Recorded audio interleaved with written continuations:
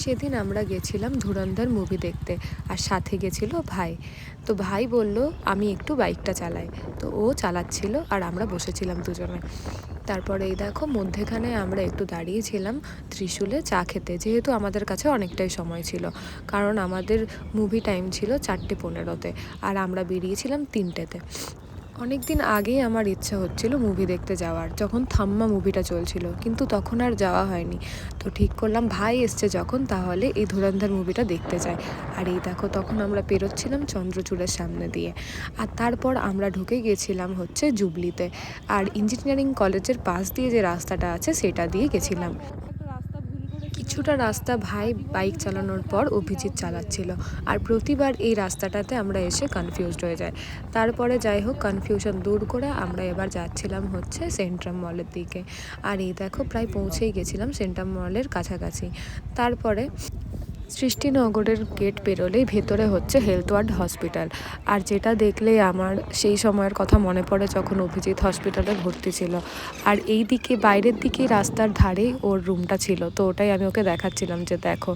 তারপর আমরা পৌঁছে গেছিলাম, এবার গাড়ি পার্কিং করে নিয়ে তারপর আমরা যাচ্ছিলাম হচ্ছে সেন্ট্রাম মলের ভিতর। তাও আমাদের হাতে আধ ঘন্টা মতো সময় ছিল তখন। আর মলটা খুব সুন্দর সাজানো ছিল। 25শে ডিসেম্বর তো আমি যাইনি, কিন্তু এখন গিয়ে দেখতে পেলাম যে কি সুন্দর সাজানো মলটাকে। আর যেহেতু আমাদের হাতে একটু সময় ছিল, তো ভাই বলল একটু ফ্যাশন ফ্যাক্টরিটা ঘুরে দেখি। আর ফ্যাশন ফ্যাক্টরিতে এই নতুন দেখলাম যে জারারও নতুন স্টোর রয়েছে, আর সেখানে বেশ সুন্দর সুন্দর কালেকশন রয়েছে, আর ফ্ল্যাট 50% অফও চলছিল। তো আমি কিছু কিনিনি, জাস্ট একটু ঘুরে ফিরে দেখে নিচ্ছিলাম যে কীরকম কালেকশন রয়েছে এখানে জারার। তো একটু দেখে ঠেকে নিয়েছিলাম, এই ড্রেসগুলো বেশ সুন্দরই ছিল। তারপর ভাই খেয়ে নিয়েছিল আরুনের একটা আইসক্রিম, আর আমরা খেয়ে নিয়েছিলাম চা। তারপর আমরা চলে গেছিলাম সিনে কসমোতে, যেখানে ঢুকে যাওয়ার পর ঘুরে ফিরে একটু ফটো তুলে নিয়ে ঢুকে গেছিলাম আমাদের 3 নম্বর স্ক্রিনে, যেখানে আমাদের মুভিটা স্টার্ট হবে। তারপরে পৌঁছে গিয়ে মুভি দেখতে শুরু করলাম। আর এই দেখো মুভির কিছু অংশ আমি এখানে দেখিয়ে দিচ্ছি।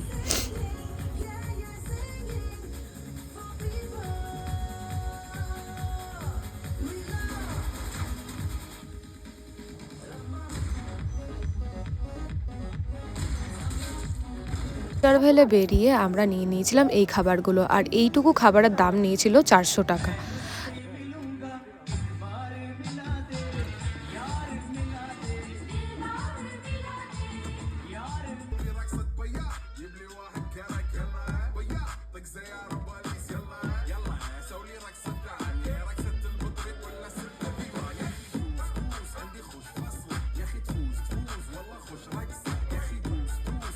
তারপর আমরা মুভি দেখে বেরিয়ে গেছিলাম।